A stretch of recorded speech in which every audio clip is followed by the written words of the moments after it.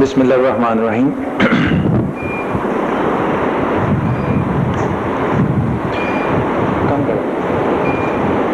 یہ والے بند کر دیں.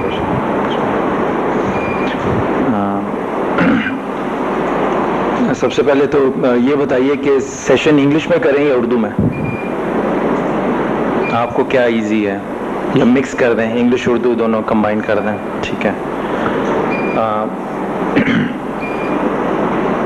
آج کا جو سیشن ہے وہ بیسکلی ہے مینرز اینڈ ایٹیکیٹس. اور ہمارے ہاں جو ہاسپٹیلٹی انڈسٹری میں مینرز اور ایٹیکیٹس پڑھائے جاتے ہیں وہ مینلی انگریزی کتابوں سے کٹ اینڈ پیسٹ کر کے پریزنٹیشن سلائڈز بنا کے تو اس کے اوپر پہ ڈیلیوری ہوتی ہے. تو میری کوشش ہوگی کہ ہم اپنے معاشرے کا اور اسلام کو اس میں شامل کر لیں، مذہب کو شامل کر لیں، ہمارے اپنے علاقائی اور ہمارے معاشرے کے جس خطے میں ہم رہتے ہیں یہاں کے حالات کو، تقاضوں کو مد نظر رکھتے ہوئے ایٹیکیٹس اور مینرز کے اوپر تھوڑی سی بات کریں. کیونکہ انگریزی کی کتابوں میں وہ اپنے ویسٹرن سوسائٹیز کے لیے لکھی ہوتی ہیں اور اس میں بے شمار مینرز اور ایٹیکیٹس ایسے ہوتے ہیں جو ہم یہاں پڑھا نہیں سکتے یا جن پہ بات کرنا بھی ہمارے ہاں بالکل برا سمجھا جاتا ہے. مثال کے طور پہ جب مینرز اور ایٹیکیٹس کی کوئی بھی انگریزی کتاب اٹھائیں گے تو شراب پینے کے طریقے بھی لکھے ہوئے ہیں، تو وہ ڈیفینیٹلی ہمارے ہاں تو نہیں چلتے. اس لیے ہم اپنے حالات، اپنے معاشرے، اپنے مذہب اور اپنی اخلاقی اور مذہبی تعلیمات کو مد نظر رکھتے ہوئے ایٹیکیٹس اور مینرز کے حوالے سے کوئی ڈسکشن کریں گے. اس میں میری کوشش یہ تھی جب میں نے ڈیزائن کی پریزنٹیشن تو آپ کو کوئی ایسا مٹیریل دے دوں جو انگریزی کی کسی کتاب میں اویلیبل نہ ہو. یعنی اگر آپ 1000 کتابیں انگریزی میں ایٹیکیٹس اور مینرز پہ لکھی ہوئی دیکھیں تو کچھ ایسی نایاب چیزیں آپ کو دے جاؤں اس سیشن میں جو آپ کو اس کسی ایک کتاب میں نہیں ملیں گے. میرا چونکہ اپنا بیک گراؤنڈ کمپیریٹیو ریلیجن کا ہے، اسلام اور عیسائیت پہ تحقیق ہے، تقابل ادیان کا بھی ہے، کچھ کتابیں بھی اس موضوع پہ لکھی ہیں، تو اسلامی علوم میں سے کچھ چیزیں میں نکال کے آپ کے لیے آج لایا ہوں تاکہ اس حوالے سے بھی ہم دیکھ لیں کہ ایٹیکیٹس اور مینرز ہمارے اپنے خطے میں کیسے اپلائی ہوتے ہیں اور مغرب میں جب ہم جاتے ہیں تو انہی ایٹیکیٹس اور مینرز کو جو بالخصوص ہمارے جس کا تعلق ہمارے مذہب سے ہے، ہمارے علاقائی رسم و رواج سے ہے، تو وہ وہاں پہ کیسے ایکسرسائز کریں گے. تو آج کے سیشن میں آپ کو تھوڑا سا مغرب سے جو ایڈوانس نالج ہے وہ بھی دے دوں گا انشاءاللہ. اس کے علاوہ اسلامی پوائنٹ آف ویو سے وہ چیزیں جو بکھری ہوئی ہیں، یعنی ایٹیکیٹس اور مینرز کے اوپر یہ ڈسکشن اس انداز سے کہیں نہیں ملے گی آپ کو. اگر آپ اردو کی کتابیں پڑھیں گے تو آداب زندگی، آداب محفل کے حوالے سے مل جائیں گے. اگر آپ احادیث کی کتابیں پڑھیں گے تو آداب کے حوالے، آداب گفتگو ہے، آداب لباس ہے، تو مختلف احادیث کے مختلف ابواب مل جائیں گے. مگر موجودہ حالات کے مطابق انہی کانسیپٹس کو ٹرمینالوجی چینج کر کے، یعنی وہ ٹرمینالوجی جس میں ہم آج گفتگو کرنا پسند کرتے ہیں، اگر میں بخاری شریف کی یا مذہبی ٹرمینالوجی استعمال کروں گا تو ایسے لگے گا جیسے نماز جمعہ کا کوئی خطبہ ہو رہا ہے یا کوئی مولوی صاحب خطاب کر رہے ہیں. حالانکہ ایگزیکٹلی وہی بات اگر میں انگریزی ٹرمز میں بیان کروں گا تو وہ مینجمنٹ سیشن ہو جائے گا. تو کانسیپچول کلیئرٹی کے اوپر تھوڑی سی ہم ڈسکشن کر لیں گے اور کچھ جنرل چیزیں ہیں جس کا ہمارے روزمرہ زندگی سے تعلق ہے، وہ آپ مغرب میں ایکسرسائز کریں یا مشرق میں ایکسرسائز کریں. کچھ کا تعلق ایجادات سے ہے، جیسے ٹیلی فون مینرز ہیں. تو پہلے ٹیلی فون ایجاد نہیں ہوا تھا تو آپ کو کسی بھی اسلامک لٹریچر میں ٹیلی فون مینرز کی کوئی ڈسکشن نہیں ملے گی. مگر بنیادی اصول اور پرنسپل اسٹیبلش کر دیے گئے ہیں گفتگو کے، وہ آپ ٹیلی فون مینرز پہ اپلائی کر سکتے ہیں. اسی طرح مغرب میں ٹیلی فون مینرز کے حوالے سے کیا گفتگو ہے، کیا بات ہے، کیا مینرز ڈیفائن کر دیے گئے ہیں کہ اگر آپ ان کو اڈاپٹ کریں گے تو ہم یہ کہہ سکتے ہیں کہ آپ ویل مینرڈ ہیں، آپ کے ایٹیکیٹس اچھے ہیں. تو اس طرح کی کچھ چیزیں ہم لے کے چلیں گے. ہم اپنی فرسٹ سلائیڈ کو دیکھتے ہیں.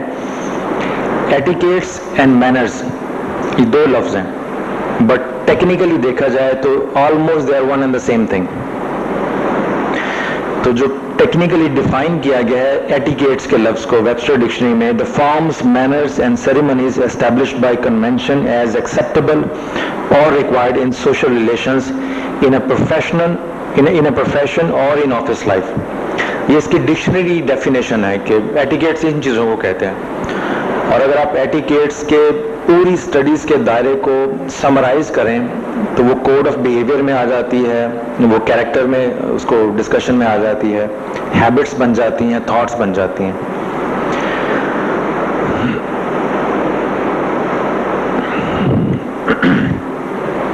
اب یہ جو سلائیڈ ہے کہ ہمارے ایٹیکیٹس اور ہمارے مینرز یہ ہماری شخصیت کا حصہ کس طرح سے بنتے ہیں, یہ پوری سلائیڈ آپ کو انٹائر ویسٹرن لٹریچر میں نہیں ملے گی.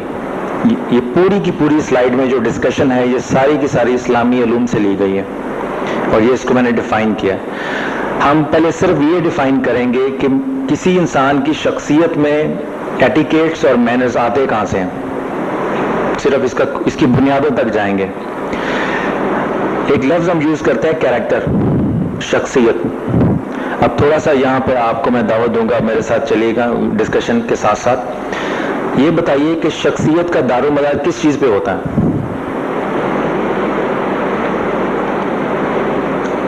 شخصیت کن چیزوں سے مل کے بنتی ہے؟ ہیبٹس ایک آپ نے کہا جی, اور کوئی؟ گفتگو سے, اپیرنس سے ہو گئی, جس میں جی تھاٹس بھی ہوگی, ٹھیک ہے ایگزیکٹلی. مگر جب ہم شخصیت کا کہتے ہیں نا کہ شخصیت کس چیز سے مل کے بنتی ہے, تو جیسے ہیبٹس کا, گفتگو, یہ کیا چیزیں ہیں ہیبٹس اور گفتگو؟ یہ اعمال ہیں. تو شخصیت جو ہے یہ اعمال کے مجموعے کا نام ہوتا ہے. Character is based on actions. اب اس میں تھوڑا سا آپ نے یہ ڈفرنس رکھنا ہے کہ ایک شخص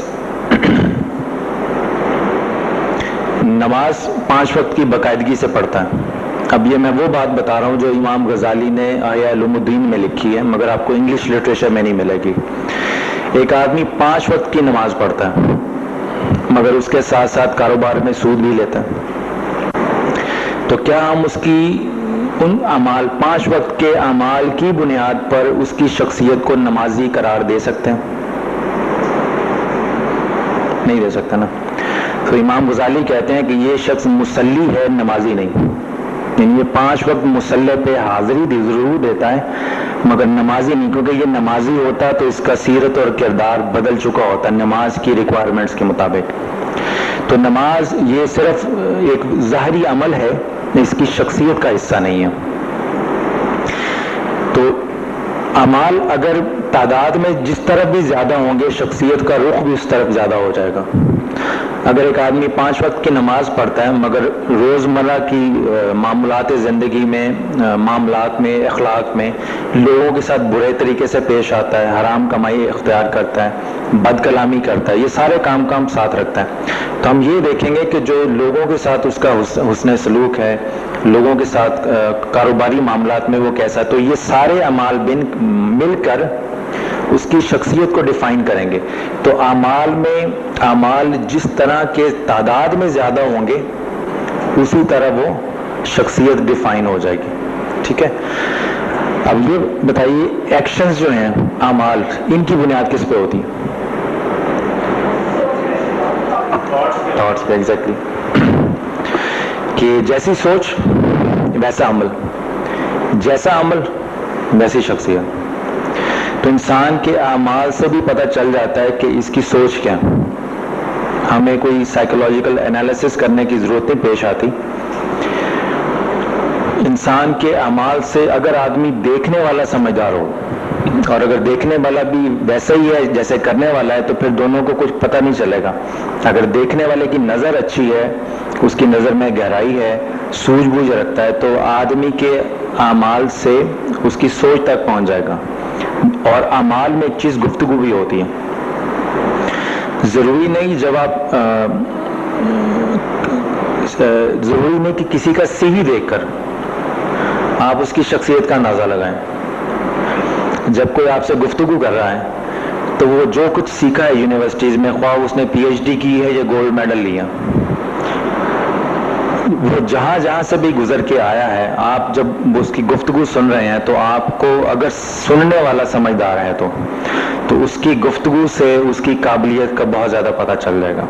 وہ پتہ چل جائے گا کہ اس نے جو اچیومنٹس حاصل کی ہیں یہ سفارش سے کی ہیں یا محنت سے. کیونکہ اگر محنت سے ہوں گی تو اس کی محنت اس کی طبیعت کے اندر رچ بس جائے گی، جو اس کی گفتگو سے بھی اظہار ہوگا اس کا. یہ پتہ چل جائے گا کہ وہ جو اس نے ڈگری لی ہے، گولڈ میڈل لیا ہے، اس نے صرف یونیورسٹی کی اکیڈمک ریکوائرمنٹ پوری کی ہے یا واقعی اس سبجیکٹ کے اندر گہرائی تک جا کر اپنی سوچ کو بھی چینج کرنے کی صلاحیت اس میں پیدا ہوئی ہے یا نہیں. اسی طرح سوچ کی بنیاد کس پہ ہوگی؟ سوری، بلیفس پہ. جی دس کوڈ بی ون ریزن. اور انوائرمنٹ. جی بالکل. سوری، آپ گروتھ. بالکل ایگزیکٹلی. ہم یہ کہہ سکتے ہیں کہ نالج کے اوپر ہوگی. جس کا جتنا علم ہوگا اس کی سوچ میں وسعت بھی اتنی ہوگی. اگر گھر سے بد کلامی اس کو ایک اچھی چیز سمجھ کر سکھائی جائے گی تو وہ اس کا ایک بلیف ہے، وہ اس کا ایک نالج ہے، اور اسی نالج کے اوپر اس نے اپنی سوچ کو اسٹیبلش کرنا ہے.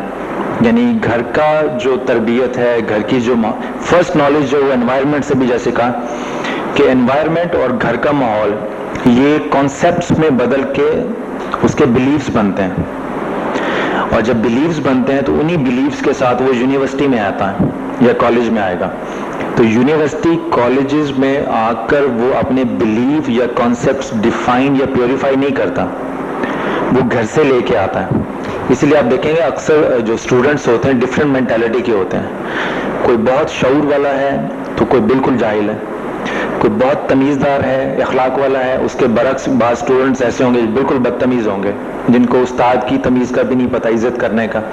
تو یہ جو طبیعتوں میں ڈفرینس ہے یہ تو اسکول کی ایجوکیشن میں یا یونیورسٹی کی ایجوکیشن میں آ کے ختم ہونا چاہیے. مگر آپ دیکھیں گے کہ لوگ گھر کے کانسیپٹس یونیورسٹی میں لا کے یونیورسٹی میں سے ایسی ریزنز تلاش کرتے ہیں جس سے یہ ثابت ہو سکے کہ جو کچھ وہ گھر میں سیکھتے ہیں وہ درست تھا، بجائے اس کے کہ وہ اپنے گھر کے کانسیپٹس کو یونیورسٹی کی لیب میں لا کر ایویلویٹ کریں کہ جو کچھ ہم سیکھتے رہے ہیں کیا یہ درست تھا یا نہیں. ٹھیک ہے، تو یہ ہمارا چارٹ مکمل ہو گیا کہ کیریکٹر کی بنیاد ایکشنز پہ ہوتی ہے، ایکشنز کی تھاٹس پہ ہوتی ہے، اور تھاٹس کی نالج پہ ہو جاتی ہے. اب اگر اس پروسیس کو ذہن میں رکھیں تو ہم نے دیکھا ہوگا اکثر لوگ جو سوچتے ہیں ویسا ڈیسیژن نہیں لیتے ہیں. یہ گیپ آ گیا نا، دیر از اے مسنگ لنک. کوئی چیز مسنگ ہے اس پورے چارٹ میں کہ بعض لوگوں کو پتا ہوتا ہے کہ یہ چیز بالکل اسی طرح ہے، وہ سوچتے بھی اسی طرح ہیں، مگر ان کو ڈیسیژن دوسرا لینا پڑ جاتا ہے انکانشیسلی یا کانشیسلی. تو کیا چیز مسنگ ہے اس میں؟ یہ بھی ہو سکتا ہے. اور بائی دا وے برسبیل تذکرہ یہ جو چارٹ ہے اس میں جیسے ہم نے کہا کہ بعض لوگ آلریڈی پری ڈیفائنڈ کانسیپٹس کے ساتھ زندگی کے میدان میں قدم رکھتے ہیں، اور پھر زندگی میں سے وہ ریزن تلاش کرتے ہیں جس کی بیسس پہ وہ یہ سمجھ سکیں کہ جو کچھ میں پہلے سے سیکھا ہوا ہوں وہی درست ہے. تو اگر ایسے کانسیپٹس ہوں گے ہمارے تو آج کا سیشن بھی ان کا کچھ نہیں بگاڑ سکتا. ٹھیک ہے، تو اس اوپن مائنڈ کے ساتھ ہم نے بیٹھنا ہے کہ ہو سکتا ہے میرے کچھ کانسیپٹس آپ کی گفتگو کے نتیجے میں، آپ سے جو میں گفتگو کر رہا ہوں، میرے اپنے کچھ کانسیپٹس چینج ہو جائیں. تو ایک ایز اے اسپیکر میں اپنی فلیکسیبلٹی اتنی رکھ رہا ہوں. دوسرا میں یہ نہیں کہہ رہا کہ آپ جو کچھ آج دیکھیں گے سیکھیں گے اس کو منون قبول کر لیں، مگر اپنے ذہن میں یہ فلیکسیبلٹی ضرور رکھیں کہ ایویلویشن کی پوزیشن میں رکھیں اپنے آپ کو. اس کے لیے میں آپ کو فردر ریسورسز بھی دے دوں گا، فردر چیزیں بھی ریکمینڈ کر دوں گا پڑھنے کے لیے. تو نالج، تھاٹ، ایکشن. تو تھاٹس اور ایکشن کے درمیان کچھ گڑبڑ ہوتی ہے. یعنی آدمی سوچ رہا ہے کہ